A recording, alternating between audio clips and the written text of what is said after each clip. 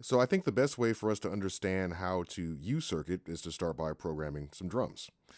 Now, what we're looking at here is a synth part, and the synth part is going to let us play synth sounds. But this is not where I want to start. I want to start with some drums. So I'm going to hit the play button here. And when I press play, I can see this little white dot that's moving through the pads down here. And this is actually showing me where we're at in the step sequencer, but I don't hear any sounds playing. Now, if I want to select my drums, I want to go to my drum parts, and my drum parts are here, drum part 1, 2, 3, and 4. So I want to select drum part 1. I'll press this, and now I'm looking at some orange pads, and I have two of these little white things moving through my pads here. Now again, that white dot represents where we're at in the step sequencer, the position of the playhead in our step sequencer.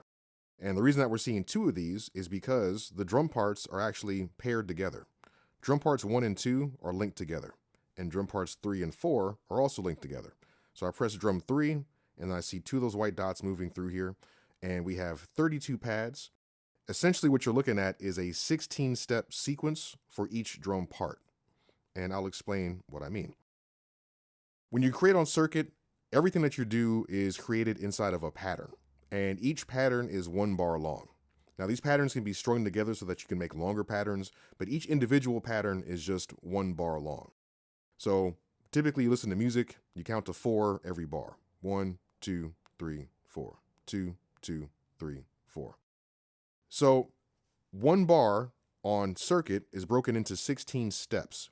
So each step represents a 16th note. And each pad here represents a step in our step sequence. So for example, my first drum part is typically a kick. Drum 1 is typically a kick, drum 2 is typically a snare. And as I said, all our sounds are baked into Circuit. So let's say I want to make a quick drum pattern.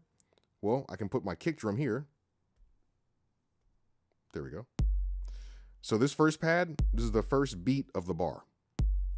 If I want to go to the second beat would be the 5th pad here, the 5th 16th note.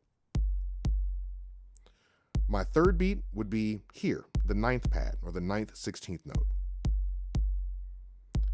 And the 4th beat would be here, the 13th pad, or again, the 13th 16th note.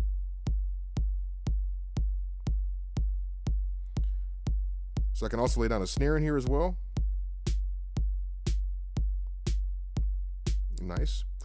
Now, I don't really want to make such a straight drum pattern, so I'm going to get rid of the kicks that I placed in there just by simply pressing that step again. I can remove it. And I'm going to make this kick pattern a little bit more broken, so it's not so straight, not so stiff. Nice. So now that I have this going, I'd like to change the tempo, and I have a tempo button here. If I press this, now I can see a visual readout of what the tempo is. And this knob here, the one with the LED lit underneath it, will let me change the tempo. So maybe I'll make this a bit slower.